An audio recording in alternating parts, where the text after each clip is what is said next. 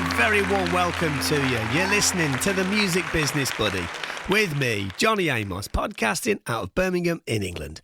I'm the author of the book, The Music Business for Music Creators. I'm a music creator with a variety of credits myself. I'm a consultant, an artist manager, and a senior lecturer in both music business and music creation. Wherever you are and whatever you do, consider yourself welcome to this podcast and to a part of this community. I'm here to try and educate and inspire music creators from all over the world in their quest to achieving their goals by gaining a greater understanding of the business of music. Okay, so in today's episode, we are talking about the Spotify algorithm, the great mystery behind it, what it actually looks like, what we need to bear in mind as music creators, and how we actually feed it. Okay, let's get going.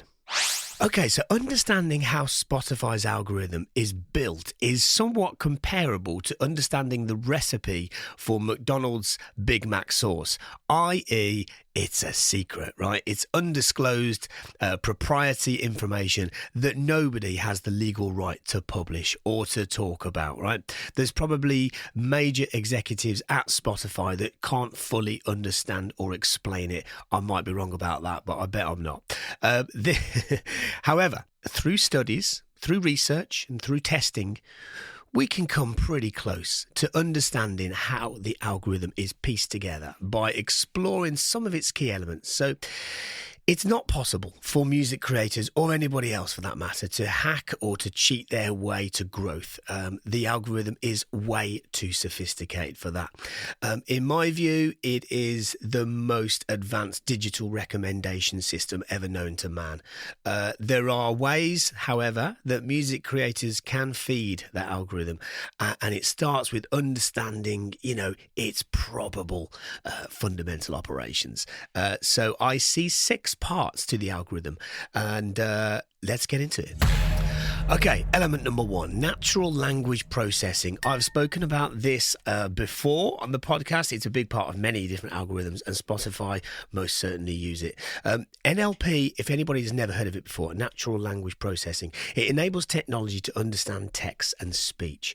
Spotify uses the findings to inform its understanding of a song and an artist and their place in the market. So NLP will scrape the internet and search for information that they can find on a song and an artist, and this could include such things as what people are saying in forums, what music reviewers are saying in publications, what bloggers are writing about the song, and more.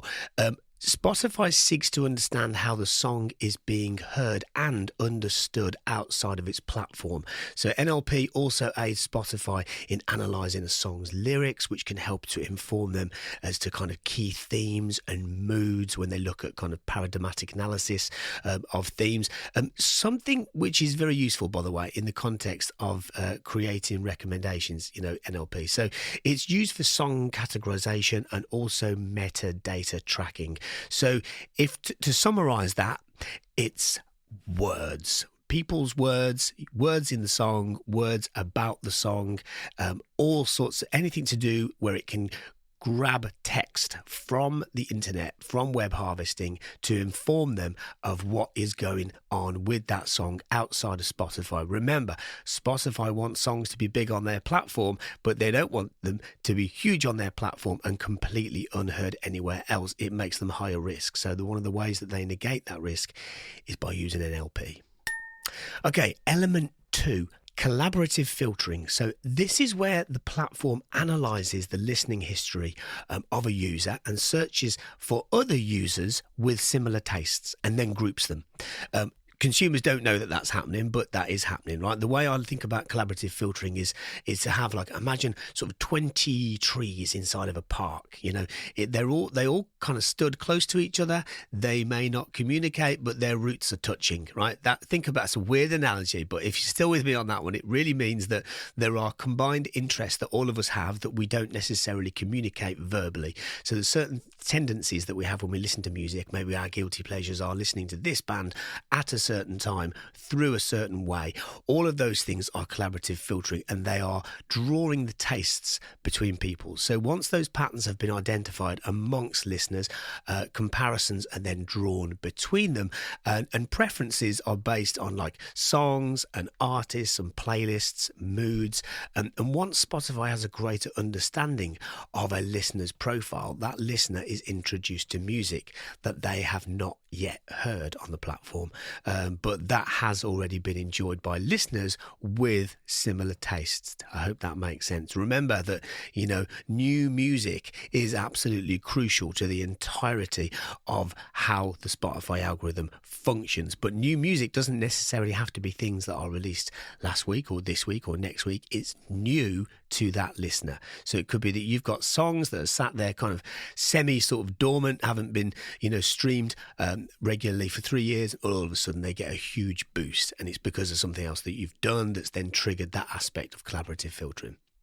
Element 3, contextual information. Okay, so Spotify tries to kind of build in context to the suggestions it serves to listeners to curate experiences that cater to different lifestyles. So, for example, the time of the day, the week, maybe even the time of the year, certainly with seasonal stuff, can play a part in what it is offering to a listener. So a listener's geographical location also influences this to offer a bit more of a sort of advanced level of suitability for the right song at the right moment for the right person. Element 4, audio features. So we've looked at the text, we've looked at some of the information around that. Now we're looking at the actual audio, so the recording of a song, right? So each song's recording is analysed to extract its key features. Some people know this as raw file analysis, which is something that Spotify and many other algorithms, for that matter, do in order to understand the characteristics of something. So while the mood of a song can, perhaps be open to sort of human interpretation, Spotify can scan a waveform of a recording and assess factors such as energy, danceability, rhythm, speechiness, loudness, things like that. Things that you can't really kind of see with the naked eye, if you will. So this process helps Spotify to categorize songs into primary and secondary genres from a technical perspective rather than a human perspective. So this process provides a kind of deeper level of accuracy when it comes to recommendations and can also assist with playlist curation. Now, let's just think about metadata for a minute, because it might be that you're thinking right now, well, I send that information, that metadata on primary genre and secondary genre to your distributor. Okay, now I'm going to tell you something right now that I don't know if it's true, but I do believe it is. If you get your metadata wrong, i.e., if you were to say that something is classic rock and it is actually deemed to be indie disco under raw file analysis, I think it makes the song a bigger risk, because it means that we don't know what we're selling, and it also then means that the categorization on it becomes slower. So audio features, element 4, is a really, really crucial part, because it will really help at Spotify to understand exactly what your recording is going to do for a listener. It's very important that we try and build that understanding ourselves. And I know I've spoken about this on the podcast before, but it's a very important point to make. Try and know what you're selling, know what mood it curates, know what feelings are associated with it, what the lyrics are doing, what the music is doing, and most importantly, understanding the primary genre category and the secondary genres that support it. It might be that your distributor has categories that you can select, but those selections are not actually applicable to a particular streaming platform. For example, we know that Amazon, Apple, and Spotify all categorize things differently. So they will actually analyze the raw audio features of a song differently. So all we can do when we send music through a distributor, through a label, is to try and inform them as best we can on its categorization. It's not the end of the world if those things are inaccurate, but it certainly slows down a song's discovery rate because of how this element works. Element 5, machine learning models. Okay, so machine learning, or ML, as some people call it, is at the heart of what Spotify is and what it's all about. So they use a host of different sort of ML techniques to analyze various factors based on user data. This is possibly the most crucial aspect, because it is what makes Spotify so popular, as the platform has been designed to offer this kind of hyper-personalized recommendation to users. So it is assumed that Spotify uses a very highly sophisticated form of reinforcement learning to analyze user behavior whilst they're actually listening. So this in turn generates predictions on what listeners might like in the future. If the algorithm gets a suggestion wrong, then the user will inform Spotify, unknowingly, of course, of this crucial piece of data, which in turn will help to refine their future recommendations. So the profile of the listener builds over time. It's all crowdsourced data. So the more someone listens, the more they tell Spotify about what they're doing, and the recommendations become increasingly attuned to their taste. So Spotify uses ML to assess a listener's preferences across a variety of factors such as, genre, subgenre, mood, tempo, instrumentation, and a whole other heap of factors that we'll probably never truly understand. Okay, and finally, element 6 is user feedback. I haven't mentioned this yet, right? This is crucial, isn't it? So user feedback is a very, very important part of what Spotify do, especially as it aims to provide, a smooth listening experience with the primary aim of, pleasing the listener, right? So they'll gather user feedback based on various interactions, including, whether and how quickly a song is actually sort of skipped or saved or liked, etc., saved to playlists, and even sort of whole album likes and things like that. So social media shares also kind of create further interactive data, and this all feeds into ML and informs future recommendations. So there's a link point there between sort of element 5 and element 6, so ML and user feedback. Okay, so there's a little summary. Now, what I've tried to do there is to take out all of the kind of science data heavy words, or hopefully anyway. There are a lot more technical terms, and I'll be honest with you guys, I am not a computer scientist, right? I am a music producer. That's why I do this. So I find it easier to be able to kind of take away some of the jargon and actually understand some of the functions and operations behind something, because it helps us to understand, if we can understand what they're doing, it helps us to understand what we are doing, right? So that's why I've kind of tried to simplify that as much as I possibly can. But also, what we've just done there is we've looked at Spotify from what I call a back end user, right? So somebody that is an artist or someone that is feeding music to Spotify, right? So that's back end use, right? So the kind of access to Spotify for artists, etc. Now, front end use would be a consumer, right? So it's very important to think about how we actually use Spotify and other streaming platforms as a user ourselves. So it's worth considering, just stop and think for a minute and just think about how you consume music, right? And what effect that could be having on your generated recommendations. So to understand how growth is kind of gained through platforms like Spotify, it's important to understand, how they work. And that's what we've been trying to look at there. But a good place to start with all of this is to add context to it, is to just start by thinking about how you consume music, how you use those streaming platforms, not as a creator, but as a consumer, as a front end user. So if you, for example, share your streaming account with a family member or a friend, the recommendations are going to be that are generated are going to be, quite significantly distorted and a bit confusing, right? So, I'm kind of stating the obvious there, but it's worth bearing in mind, of course. So different users using the same account will compromise the whole experience if their tastes vary. By the way, if you're sharing your account with someone that shares your tastes, it could probably work even better than it already does for a solo user. But anyway, So it's also worth considering how you actually find new music and how music is being introduced to you. It will inform you as to how to feed it as a creator. You are certainly feeding it as a consumer, so it's good to think about it the other way around. So as a music creator, it's important, of course, to listen to music, right? Being a fan of music is almost certainly what inspired you to make music in the first place. But perhaps, maybe you're using algorithmic playlists to listen to new music, like Discover Weekly, for example, Release Radar. Or perhaps you are consuming kind of home screen mood-based playlists that are edited by the editorial teams and curated by the editorial teams at Spotify, I should say. If so, you are definitely helping Spotify to source data on you, which in turn, of course, as we now know, feeds into an enhanced experience for you and others with those similar tastes from collaborative filtering. Okay, so perhaps instead you're not consuming music like that. Let's imagine that you are saving songs to your own playlists.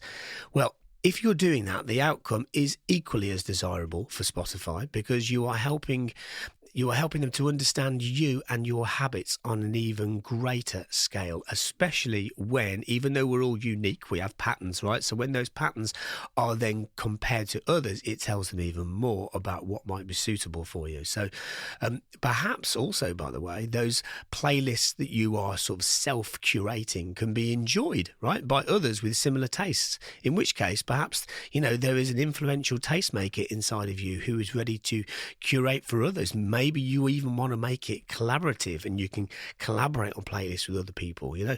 This can be a very, very useful marketing tool, by the way, for artists and labels, because it allows you to build playlists that have followers which are then readily available to you when you have new music to release. There's a lot of people doing that now. So, just pause for a minute, right? And just think about your own behavior in the context of streaming platforms as a consumer. It can be really, really useful because if you link that to how you then use it on the back end as a creator or as a provider of new music, draw the link between the two. It will really help you. Okay, and the final part of today's podcast is to look at the three different types of playlists and just understand them a little bit better. And we're going to stay on the theme of Spotify for this because I think they do it really, really well. So there are three types of playlists, right? Editorial playlists, user-curated playlists, and algorithmic playlists. Let's have a look at each of them. Okay, so editorial playlists are created and managed by Spotify and are predominantly based on moods, trends, genres, cultural moments, activities, regions, countries, eras, and a whole lot of other things. They are often seen as the holy grail of playlist success or by artists and labels. And it's easy to understand why, because some, not all, but some have a tremendous influence and can play a vital role in boosting a song's awareness. So, just for anybody that doesn't know, since 2018, anyone with a verified Spotify profile, so that's with the blue tick verification, which doesn't cost anything, can pitch their soon-to-be-released song to the editorial team at Spotify, provided, by the way, that this happens at least 7 days prior, in advance, 7 days in advance of a release date, right? So this can be done through the editorial pitch tool in the Spotify for Artists app, or, on the desktop format of that app. So some genre-specific playlists can have a pretty undeniable impact on a song's visibility. So, for instance, something like Rap Caviar has, I don't even know how many million followers, over 15, while Rock Classics has in the region of around 12 million, right? So the more universally appealing, today's top hits, by contrast, has closer to something like 35 to 40 million followers. So other sort of editorial playlists focus on things like geographical location and its associated music style. So examples include predominantly sort of era-based Made in Manchester, which has around 300,000 followers, and I Love NYC, I Love New York City, which has closer to kind of 120,000 followers, something like that. Although this focuses on songs that are themed on this city rather than music from the city or inspired by the city. So Spotify has numerous editorial teams based in various global locations who are widely acknowledged as being more approachable than those of some of the other streaming platforms, let's say. Editorial playlists can give valuable data boosts to artists, right? Yielding benefits beyond just, added exposure and the kudos gained from that placement. So inclusion on a large playlist not only guarantees a song a higher stream count, but also boosts the artist's profile by adding a range of new collected data, which in turn feeds further visibility through algorithmic growth. This is especially true, by the way, if the save rate reaches a particular threshold. So while Spotify knows that many of the streams on an editorial playlist may well be deemed as, sort of passive listens, it still deepens the crowdsourced data approach to a song's suitability for additional audiences. So don't be disheartened if you get on a massive, editorial playlist and you go, wow, look at all these streams, look at all these saves, and then boom, it's gone. Don't worry, that's what happens. That's how it works. It's okay, because it has also fed an awful lot of data about your audience or about your potential audience in regards to those that streamed it on those playlists and how they interacted with it. So that's all well and good, if you've got editorial support or if you're, signed to a major label that helps that happen. But what about if you're not, right? So there are other types of playlists. There are two categories, right? The next one to think about are algorithmic playlists. Now, these are absolutely crucial to the Spotify engine. They are unique to every listener and introduce new music to listeners every single day in some form or another. So Discover Weekly is served up to listeners every Monday and comes with a sort of 25 song sort of digital mixtape, if you will. So these are songs which Spotify knows that their listeners have not heard before, or well, maybe they have, but they haven't listened to them on Spotify before, let's say. Release Radar is refreshed every Friday and predominantly features artists that listeners follow, along with some additional options which the algorithm deems to be of interest to the listener. If that annoys the listener, then that means that it doesn't know the listener well enough. So if you get something like that and you go, I don't like that, I'm going to skip it, then that's useful to Spotify as well, right? They know that they don't always get everything right. It's not about getting it right or wrong on paper. It's about getting it right or wrong for you and customize it to you, right? So other forms of algorithmic playlists are compilations based on what listeners have already enjoyed. So we know things like On Repeat and Songs of the Year, Summer Rewind, Time Capsule. These things exist, right? And that's why. So it's worth noting that even those types of playlists, of course, introduce new songs to the listener. So, for example, Summer Rewind might curate an experience that allows the listener to reminisce about a specific season, but songs that listener did not actually hear during that season will still be placed in to that unique playlist due to the power of collaborative filtering that we looked at earlier. So in many cases, the new songs blend so seamlessly with the rest of the playlist that, we might not even necessarily notice that new music is being piped into our lives.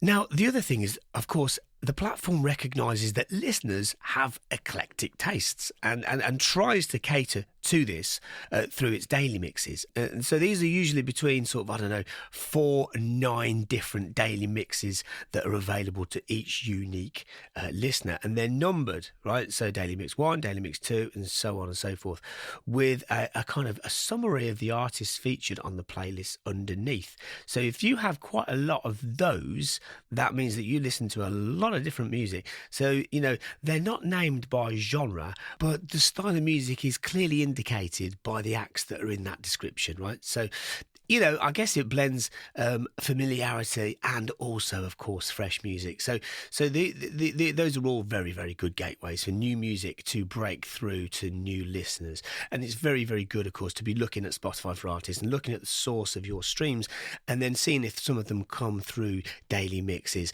If that's the case, that's why, and that's how it's working. So now, while many music creators and labels, etc., kind of regard editorial editorial playlists as the sort of the holy grail of Spotify playlists, it is perhaps actually the algorithmic playlists that prove a slower but more accurate and effective route to organic growth. So, a particular threshold of streams may need to be reached before a song can secure a spot in an algorithmic playlist. Rumours suggest that around 20,000 streams are needed for Discover Weekly, but saying that, further research also reveals that songs with way fewer streams have also found their way onto that discovery tool. So, the yardsticks are not just about the metrics of streams. There are, of course, all the other facets that we looked at earlier in the algorithm that contribute towards all that.